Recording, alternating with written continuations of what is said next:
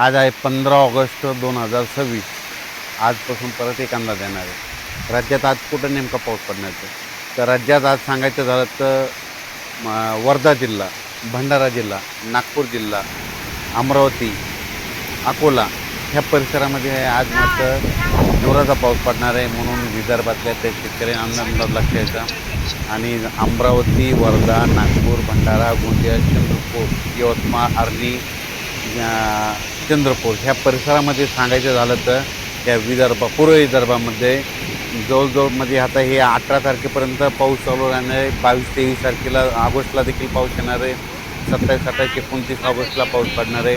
म्हणजे त्या 5-6 जिल्ह्यात मात्र पाऊस जोरात असणार आहे म्हणून पूर्व विदर्भातल्या शेतकऱ्यांनी हा अंदाज लक्षात. पूर्व विदर्भामध्ये गोंदिया जिल्ह्यामध्ये मुसळधार पाऊस पडणार आहे. हे 8 दिवसामध्ये शेवटच्या आठवड्यात हे आता आहे 2-3 दिवसातली. वर्धा जिल्ह्यात बी तशीच परिस्थिती राहील. नागपूर जिल्ह्यात देखील, अमरावतीकडं देखील राहील.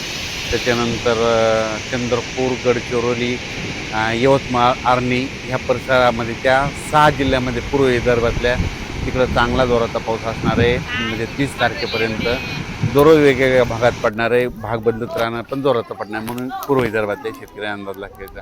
त्याच्यानंतर आज राज्यात काय परिस्थिती राहणार आहे?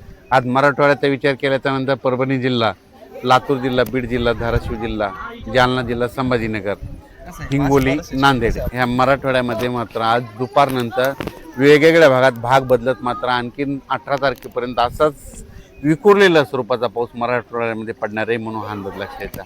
पश्चिम महाराष्ट्राकडे सोलापूर जिल्हा, सांगली जिल्हा, कोल्हापूर, त्याच्यानंतर साताराच्या पश्चिम भाग, पुणे जिल्हा, त्याच्यानंतर कोकणपट्टी तिकडं मात्र आज देखील दुपारनंतर जोरात पाऊस पडणार आहे म्हणून हा अंदाज लक्षात येतात. सोलापूर जिल्ह्यात सर्वत्र नाही पण वेगवेगळ्या भागात आज भाग बदलत 18 तारखेपर्यंत असंच विखुरलेल्या स्वरूपाचा पाऊस पडणार आहे म्हणून अंदाज लक्षात येतात. श्रीगोंदा, कडाष्टी, त्याच्यानंतर कर्जत, जामखेड, अहिल्यानगर, बारामती, त्याच्यानंतर राऊर ह्या परिसरामध्ये आज बऱ्याच भागामध्ये या 3 दिवसामध्ये विखुरलेल्या स्वरूपाचा पाऊस असणार आहे म्हणून अंदाज लक्षात.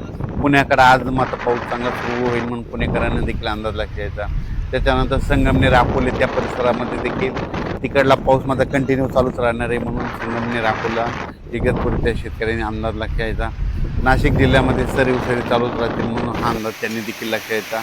त्याच्यानंतर जळगाव जिल्हा, नंदुरबार जिल्हा आणि इकडं धुळे आणि आसपास ह्या पट्ट्यामध्ये मात्र कमी दाबाचे पट्टे 2 एका पाठोपाठ जात असल्यामुळे तिकडं मात्र पाऊस असाच दररोज म्हणजे ह्या 18 तारखेपर्यंत आहे आणि त्याच्यानंतर शेवटच्या आठवड्यात बी ऑगस्टच्या शेवटच्या आठवड्यात बी पाऊस असणार आहे म्हणून त्यांनी अंदाज लक्षात.